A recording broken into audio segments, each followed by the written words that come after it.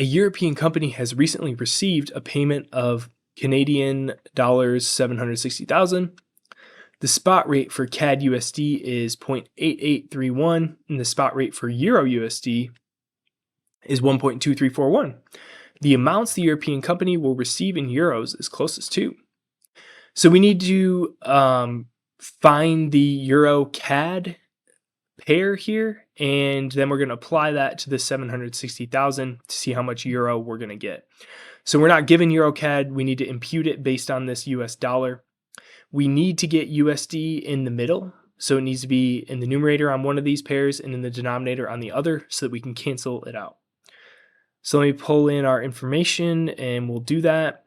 So we want to have Euro CAD and apply that to the 760. So we'll leave Euro USD as it is. And then for this one, we're going to flip it. So we're going to do 1 divided by 0.8831. And that's going to give us our USD in the middle so that we can cancel that out. And when we work through that, we get 1.3975 as our spot rate. And then we're going to apply that to 760,000. So we have 1.062 euro, which is going to be answer C. From the following return observations, the return that lies at the 25th percentile is closest to. So we have our set here, and they're not in order, it doesn't look like. So we'll probably have to put these in order. And we want to calculate 25th percentile. So to start with this calculation, we're going to be using this formula, which is telling us at what spot in the order of our data set we're going to be looking at for 25th percentile. So we're doing n plus 1. We have 7 observations, so 7 plus 1. And then we're multiplying that by our percentile over 100. So 25 divided by 100, and that's multiplied by 8, gives us 2. So since this is a solid number, we don't need to extrapolate between the values. All we have to do is put them in order and pick the one second in line. So 1.9 and then 3.3 is what we're going to be going with. Answer A. So then the next step in this question, if it was 2.5, that's when you would then have to bring in the next formula to do extrapolation, and the answer would be somewhere between 3.3 and 4.4. Which of the following is most likely a leading economic indicator? Meaning that leading means if this thing goes up, the economy is then likely to go up. Or if this thing goes down, in the future, this thing is also likely going to go down. They have a predictive nature to them. So is that going to be A, CPI? This will not be CPI. CPI is generally lagging. So if the economy is running really hot, CPI will then, or inflation will then increase in the future because it's running hot now.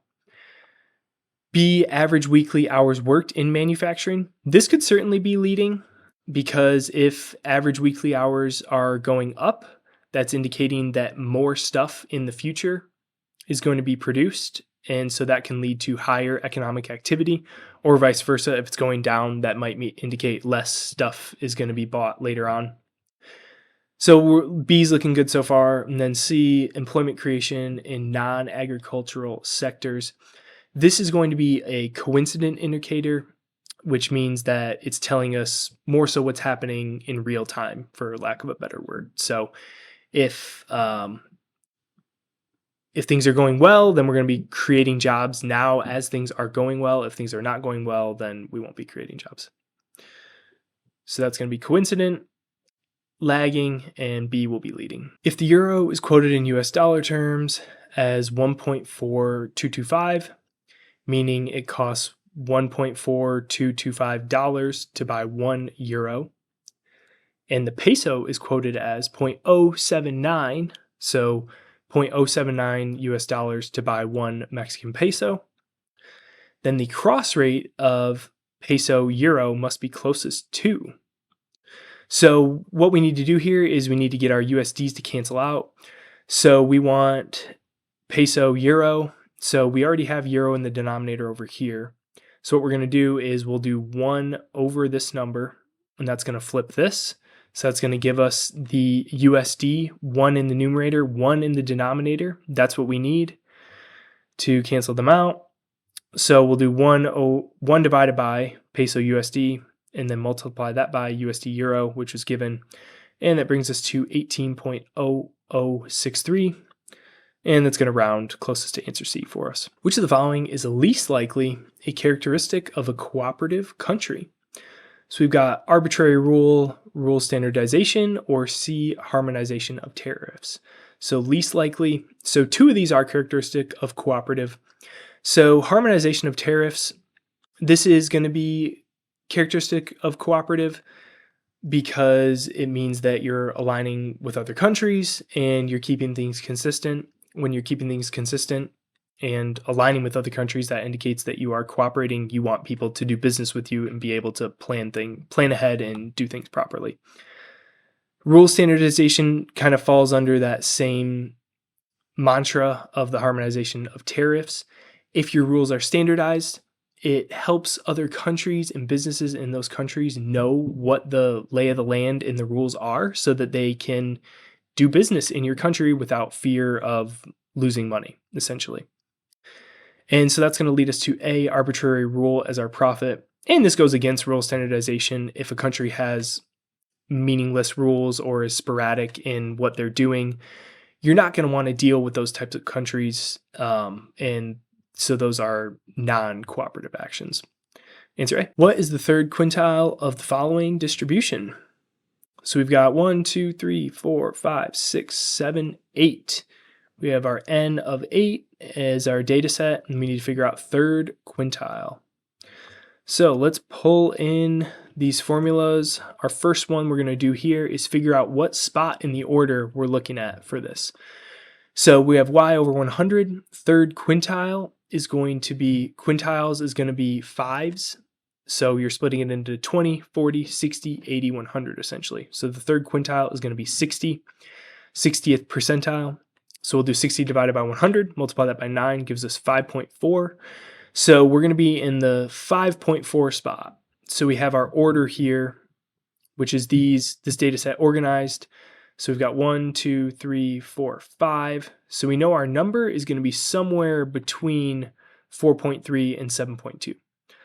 All of these are in that range, so we can't just go ahead and choose one of them. We're going to have to use our formula. So I had this in there again. So this is the place in the distribution. And then for our interpolated value, it's going to be x1. So essentially our lower value, so 4.3. And then we're going to add that to 1 minus the percentile. So 60th percentile. So it'd be 1 minus 0.6. And then we're multiplying that by our second value minus our first value. So 7.2 minus 4.3. And all those numbers plugged in is going to give us to 5.46. And this is a pretty long formula, but essentially it's just trying to figure out how far between these two numbers we need to go. So do we need to have the number closer to 4.3 or closer to 7.2 based on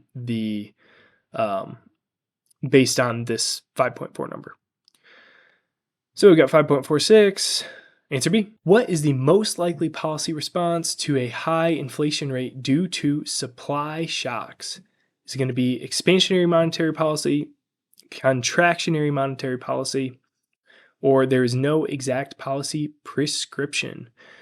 So the key here is supply shocks. So supply shocks normally comes from some type of exogenous event. So that might be a war that has an effect on the supply of oil, or it could be a pandemic that leads to government and public shutdowns that is going to have a big effect on supply chains. So in these types of cases, the Fed or central banks don't really have much they can do. If there's a constraint on the supply, lowering or raising interest rates really is not going to have any effect, because those things are affecting the demand side of the equation. So if this said high inflation rate due to extreme demand, what they would want to do in that case is they would take a contractionary monetary stance. They might do something like raise interest rates, which would make borrowing money more expensive and likely to slow demand down. But in the case of supply shocks, we're going to be going with answer C, no exact policy prescription.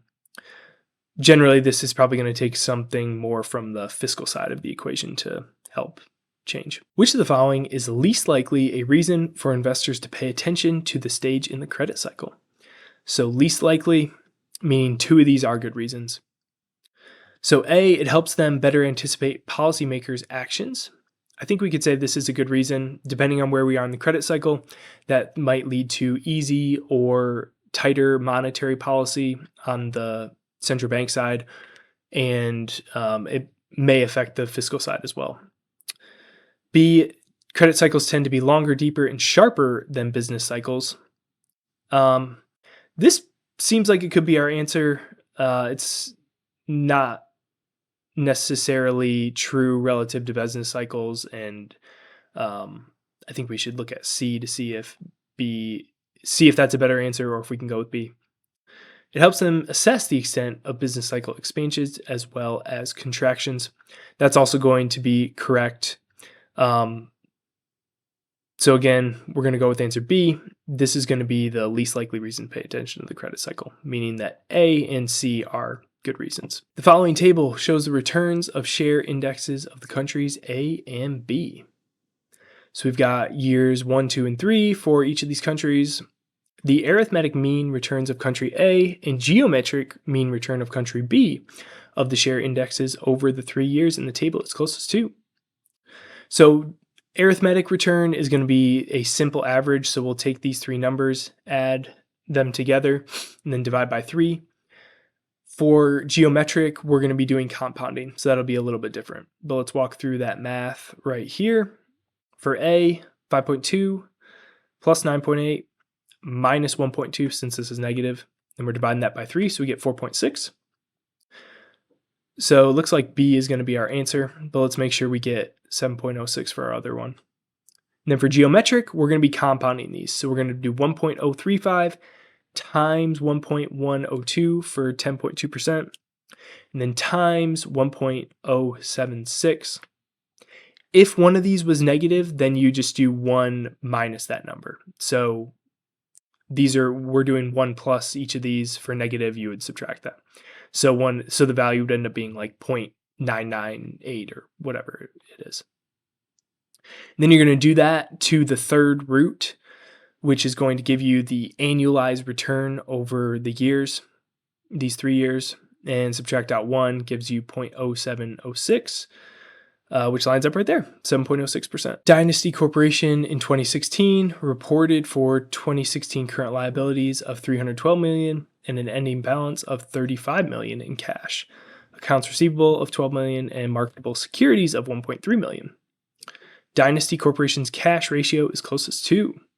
So our cash ratio is going to be straightforward. It's going to be cash plus equivalents. So we will not be including accounts receivable. That would be included under our current ratio, but not the cash ratio. So we'll take 1.3 plus that cash balance of 35, divide that by our current liabilities, which is 0.1163. We would round that up to 0.12 and go with answer B.